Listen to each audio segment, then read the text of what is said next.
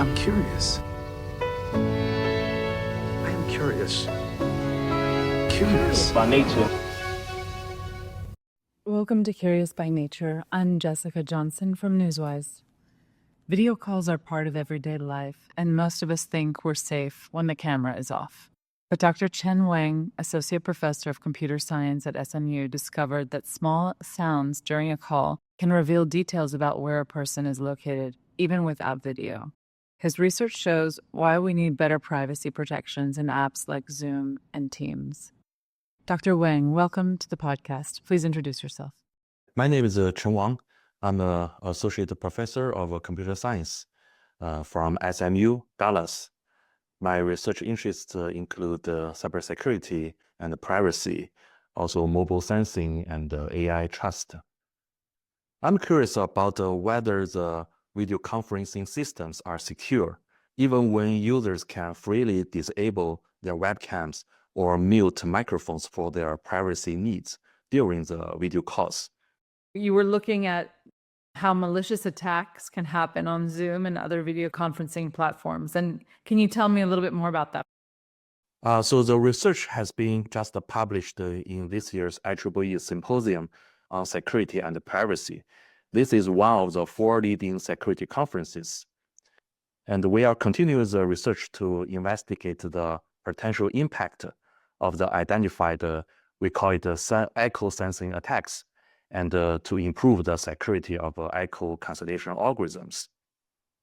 So we know that since the COVID-19 pandemic, video conferencing apps such as Zoom, Teams, and Google Meet, they have been broadly used to connect the geographically distant people for work, school, and social interactions. What can attackers achieve through this type of attack during a Zoom call? So the attackers can actively send a malicious sound to the user, which is hard to be perceived by the user. But the sound can sense the user's physical surroundings and then return to the user's microphone, bring the location-specific information back to the adversary. If we were now on Zoom and you were, using that sound to basically input and see where my location is, would I be able to hear it?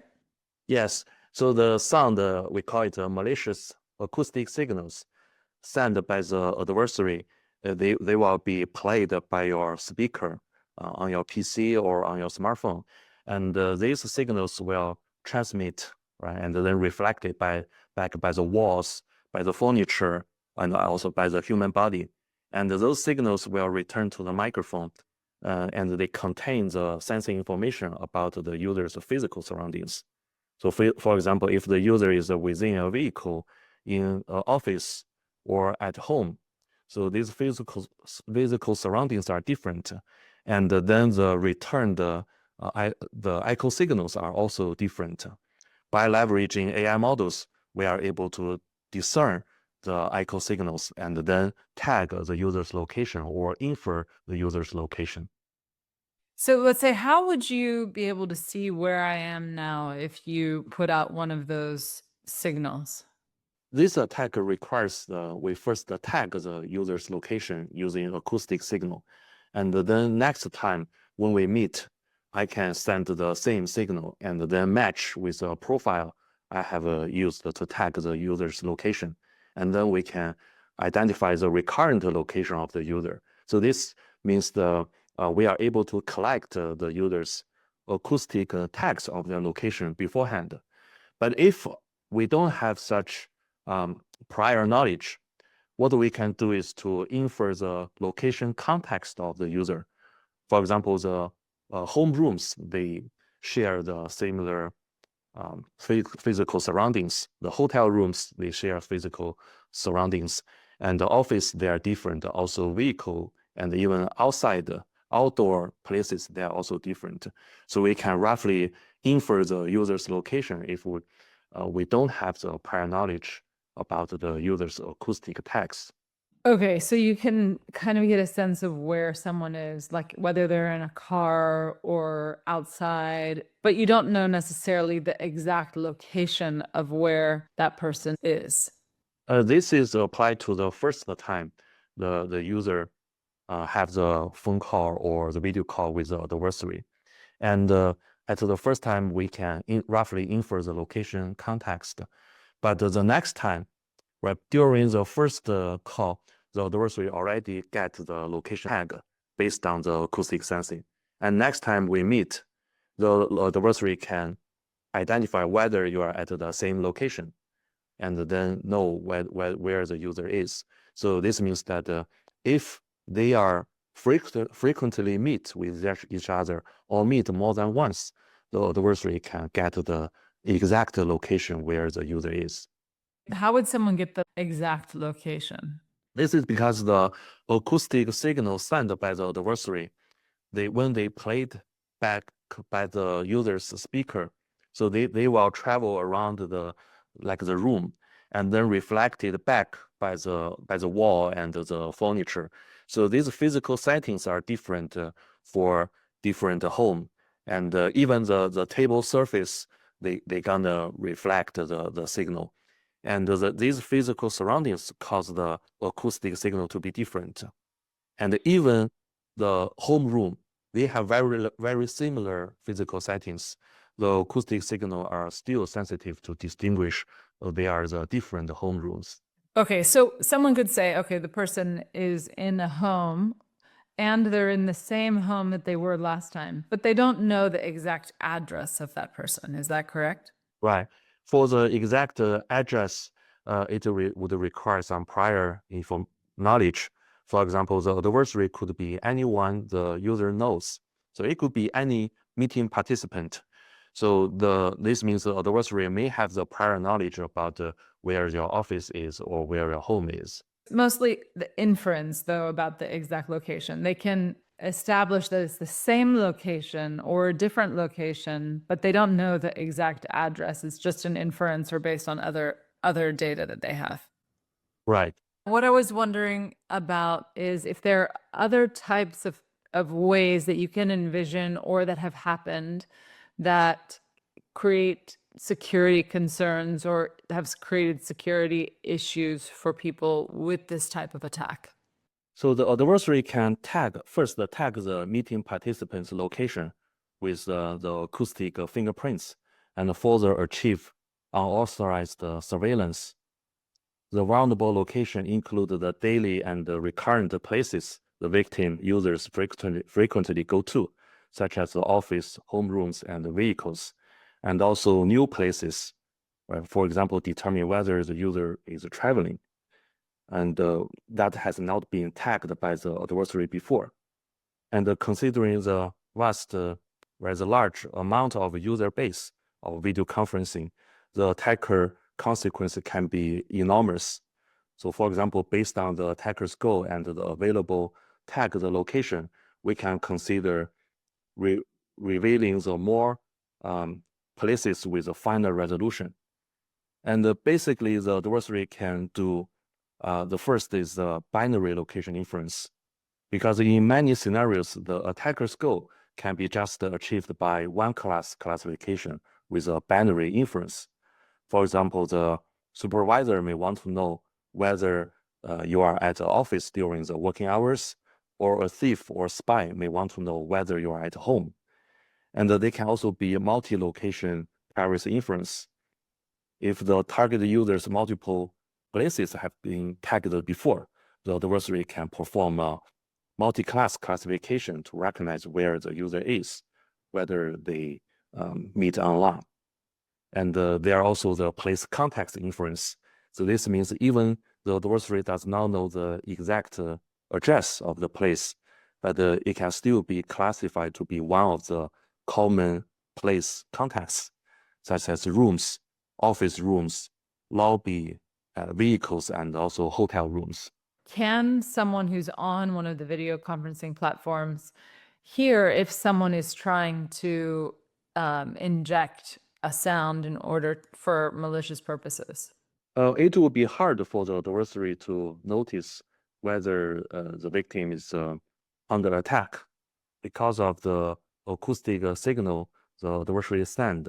That can be in a very short time, like a millisecond level. and that will be heard like the network noise, because when we have the video conference, and the network noise may sometimes cause the burst sound in the audio, and we all think that this is normal, but that could be also the adversary's attack. And we also find that we sometimes receive the email notification or the instant message alerts during video conferences. And such third-party notification tones can avoid being included in the echo cancellation of the video conference system, and bring back more sensitive information to the attacker. Right. So the third-party notification and also the short time, like the millisecond level malicious signals, they are hard to be perceived by the user. Have you spoken with any video conferencing platform companies to see if they know about this problem and if they're doing anything about it? Yeah, we have outreach to Zoom, Google Meet, and Microsoft Teams, and also Cisco. And only Microsoft Teams reply to us and look for the further exploration and also the collaboration. And we are still waiting for the reply from the other video conferencing companies. Do you have solutions for how to handle this issue? So the video call companies, they have the echo cancellation to remove the people's echo sound, so that we usually don't hear our voice echo. But we find that this echo cancellation mechanism, they only achieve the usability, right, to make the echo sound not perceived by human, but it cannot completely remove the echo sound. So this means there are still some sounds surviving the echo cancellation and go back to the adversary. And so our algorithm is to find out the attacking sound to pass through the echo cancellation algorithm, or to avoid being included in the echo cancellation algorithm. And that's why we have two types of attacking sound. One is the millisecond level malicious signal, and the other is the third-party notification sounds. We are trying to defend against such attacks by improving echo cancellation algorithms to completely remove the echo sound before they are reaching back to the adversary and bring back the sensitive information. We also work on the detection algorithms to identify and detect and identify the malicious sounds that could be utilized to probe the user's privacy, because we know what kind of malicious signal that can pass through echo cancellation, and then we are developing the detection algorithms. I'd like to understand more about how these small sounds and these millisecond sounds and beeps can be enough for attackers to understand our surroundings. Yeah, this is because the sampling rate of the audio signals are very high. In the Zoom video calls, we can have 16 kHz.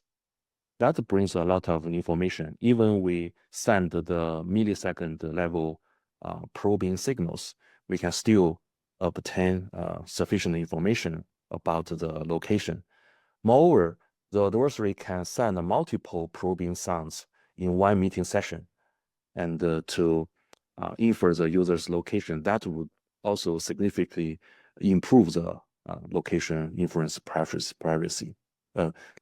Can significantly improve the location inference performance. So, can these types of attacks also happen through a telephone call? Yes, we are currently working on the deploying these attacks to the telephony networks and also to the smartphones. While our paper published, they only work on the laptops and the PCs. And this is also our ongoing work to further examine the audio calls, not only the video conferencing through the internet. I think that often people are really worried about whether someone can get into their bank account or steal their identity, but they might not be sure about how a location assessment could affect their lives.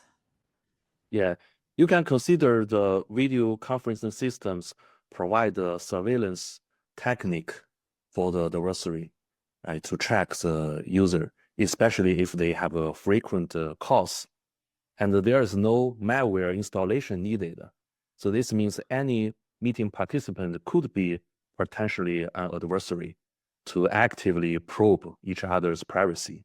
So this also spread mistrust, the distrust, and also fear. I hope that the video conferencing platforms will be able to understand and work with you to improve their security and privacy for their users.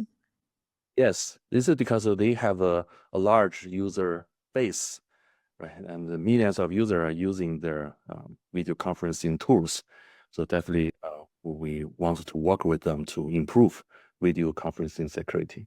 Thank you so much. I really appreciate your time today and talking to me about this. Curious by Nature is a production of Newswise. More than 7,000 journalists get the Newswise wires. Visit newswise.com and find out how to spread your news today.